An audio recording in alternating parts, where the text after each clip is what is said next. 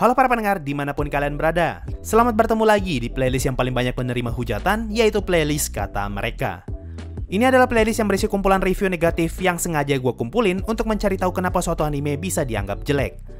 Gua peringatkan di awal, playlist ini bukan buat kalian yang cuma baca judul doang langsung komentar ngegas. Bukan juga buat fanboy anime yang gak bisa menerima pendapat orang lain. Atau tipe orang yang tanpa mikir panjang langsung komen, hanya orang tolol yang bilang anime ini jelek.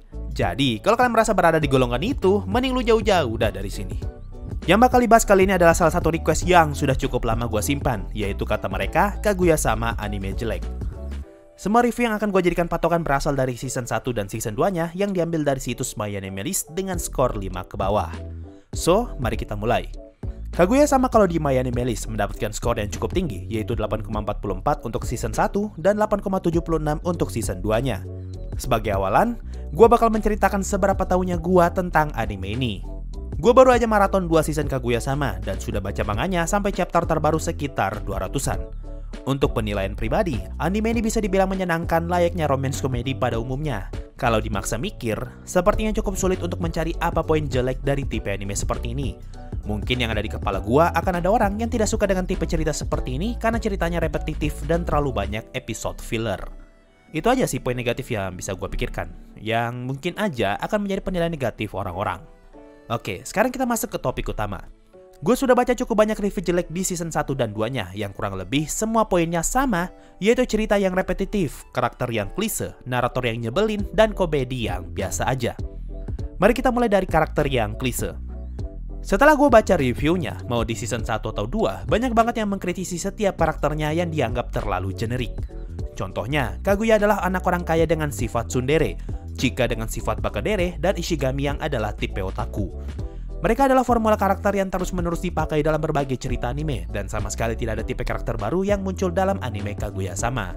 Kalau kalian baca, sebagian besar mereka merasa kalau setiap karakter di anime ini hanyalah tipe karakter yang sudah sering muncul di anime lain, sehingga membuat mereka merasa agak cukup aneh kenapa anime ini bisa mendapatkan rating yang tinggi padahal menggunakan tipe karakter yang sudah sangat generik. Selanjutnya di bagian unsur komedi, dari yang gua baca, ada yang ngomong kalau dia sama sekali tidak tertawa sepanjang menonton anime ini. Ada juga yang berkata kalau komedinya terlalu dipaksakan, dan ada juga yang merasa kalau komedinya terlalu cringe. Untuk perkara lucu nggak lucu, itu sudah masuk ke ranah selera. Gua yakin sebagian dari kalian ada yang tertawa lepas ketika menonton anime ini. Ada juga yang tertawa tipis-tipis, dan ada juga yang risih dengan komedinya.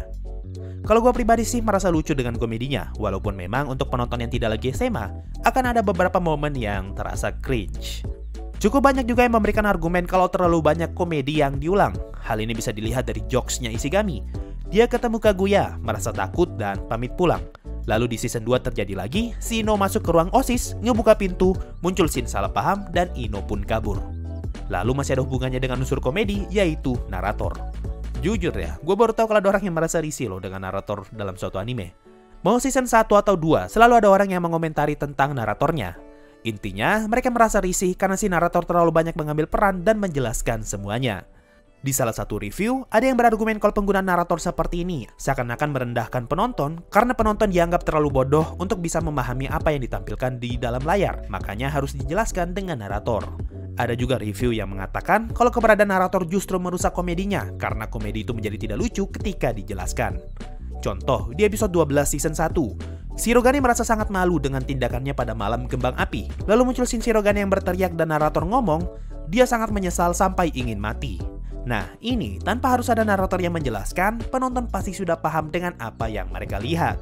Ya intinya, keberadaan narator di sini terlalu overuse dan malah terkesan menyebalkan. Berhubung gue sudah nonton JoJo dan melihat karakter Speedwagon, gue sama sekali gak merasa narator di Kaguya-sama sebagai nilai minus. Perkara narator pun bisa dilihat dari sisi yang berbeda, bisa saja penulis memang ingin membuat sebuah jokes yang memanfaatkan narator, sehingga narator yang cerewet pun sebenarnya adalah bagian dari komedi yang coba dia rangkai. Tapi kalau dipikir lagi, terkadang memang nyebelin ketika segala sesuatu dijelaskan dengan dialog karakter atau monolog narator. Hal ini seperti menyiratkan kalau penulis tidak mampu membuat sebuah cerita yang bisa membuat penonton paham akan kondisi yang terjadi tanpa perlu dijelaskan melalui kata-kata. Oke, sekarang adalah argumen yang pasti selalu ada di setiap review jelek yang gue baca, yaitu plotnya repetitif. Sama sekali tidak ada satupun review yang tidak menyebutkan hal ini. Kalau kalian tidak percaya, coba aja baca sendiri di MyAnimeList. Argumen mereka antara lain berkata kalau anime ini nggak ada ceritanya sama sekali alias no story. Plotnya repetitif atau selalu berulang, ceritanya membosankan, dan terlalu mediocre atau biasa aja. Kenapa orang-orang itu menyebut no story? Karena ini adalah anime episodik yang bercerita tentang proses atau lebih tepatnya perang antara Kaguya dan Shirogane untuk memancing siapa yang menyatakan cinta lebih dulu. Premisnya menarik, tapi selama season 2 ini, mereka hampir tidak ada progres sama sekali dan masih dalam kondisi saling tunggu. Inilah bagian yang disebut no story. Setiap episode terasa hanya sekedar komedi saja tanpa ada progres sama sekali. Bahkan kalau kalian sengaja melewati beberapa episode, kalian pasti tidak akan merasa melewatkan apapun. Hal ini gue rasakan sendiri ketika maraton. Tanpa sadar, ternyata gue melewati episode 3 dan 6, dan gue sama sekali nggak sadar karena hampir tidak ada cerita yang saling bersambung di setiap episodenya. Nah, dari perkara no story ini, kemudian merambat dan memunculkan argumen lain seperti animenya membosankan. Karena tidak ada cerita atau progres yang terasa di setiap episodenya, hal ini membuat orang yang menunggu kejelasan hubungan mereka menjadi bosan karena hanya disuguhkan komedi aja. Orang yang menyadari formula ini pun akan mengatakan kalau cerita Kaguya-sama terlalu repetitif. Setiap episodenya terasa hanya pengulangan saja yang bercerita tentang kelucuan mereka di dalam ruang OSIS. Ada sebuah argumen yang menarik. Dia ngomong kalau progres di setiap episode terasa seperti berjalan maju hanya untuk kembali lagi ke kotak awal.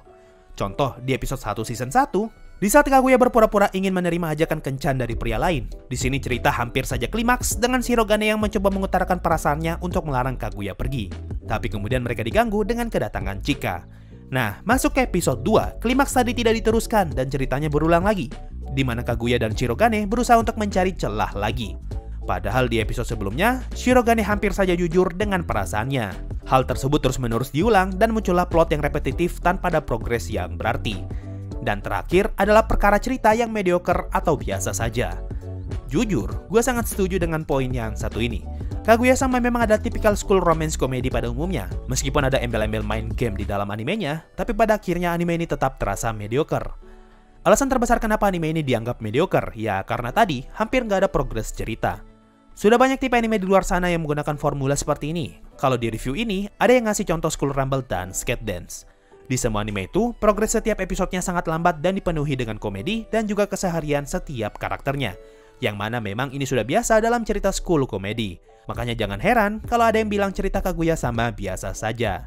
Dan review terakhir, ada satu orang yang gue temukan mengeluarkan argumen seperti ini dan ini sangat menarik. Dia menuliskan kalau setting cerita Kaguya-sama tidak dioptimalkan dengan baik. Anime ini bersetting di Suichin Academy, yaitu sekolah paling elit di Jepang. Tapi setting sekolah ini terasa hanya sebagai tambahan untuk menarik perhatian demografi penonton. Simpelnya, setting sekolah dalam anime Kaguya-sama hanyalah tambahan untuk menarik penonton muda. Dia tulis begini, kalau memang Suichin Academy adalah sekolah paling elit, harusnya OSIS di sekolah ini adalah OSIS paling aktif dan sibuk dari semua OSIS di sekolah lain. Tapi justru yang ditampilkan dalam anime ini adalah seluruh anggota OSIS seperti tidak pernah ngapa-ngapain. Keseharian mereka hanya diisi dengan perkara siapa yang bakal jatuh cinta lebih dulu. Terkadang diisi dengan konsultasi cinta, bahkan mereka pun main game di dalam ruang OSIS. Kalau begitu terus, kerjanya kapan? Walaupun mereka mungkin saja bekerja secara off-screen, tapi setidaknya hal itu harus diperlihatkan beberapa kali agar memberitahu kepada penonton kalau setting sekolah di sini bukan sekedar gimmick. So, itu tadi semua argumen dalam review jelek yang sudah gua rangkum. Dari sini gue bisa melihat banyak perspektif baru, seperti orang yang terganggu dengan narator, ternyata ada tipe orang yang menunggu progres, dan ada juga tipe orang yang capek nonton anime dengan formula biasa aja. Semua hal ini hanya bisa disadari jika kalian mau membaca dan memahami cara berpikir mereka. Apakah dengan berkata seperti itu, lantas membuat mereka bodoh karena kita sebagai fans merasa sebaliknya dari yang mereka katakan? Well, harusnya sih tidak. Setiap orang punya cara berpikir masing-masing dan seleranya tersendiri.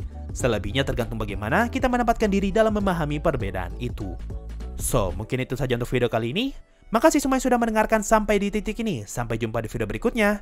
Dan bye-bye. Yo, waktunya Saweria. Ada dari Our Sultan Tempemen.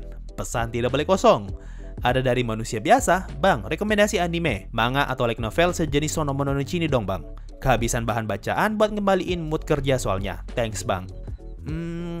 Gue rada bingung sih kalau ngasih rekomendasi sejenis Sono Mononoke ini. Tapi coba baca ini. Gue udah baca novelnya cukup jauh karena ceritanya semenyenangkan ketika baca Sono Mononoke ini. Ada dari Nama Tidak Boleh Kosong, Sasuga Ain Sama. Ada dari Gojo Satoru, bahas Jujutsu Kaisen Core pertama bang, episode 1-13. Aduh, ntar aja lah bro, gue masih belum tertarik. Ada dari Ultima, kalau berdasarkan Google Translate bacanya Megane Sensei sama. Dan terakhir ada dari Black Hawk 2. Sensei, bahas Boreas Notos Zephyrus dong, soalnya ini dipakai di Mushoku Tensei sama Tensura. Oke, gua simpan, nanti bakal gua bahas di playlist referensi. So, itu tadi dari Saweria, makasih semua yang sudah donasi dan gabung jadi membership. Thanks a lot, and bye-bye.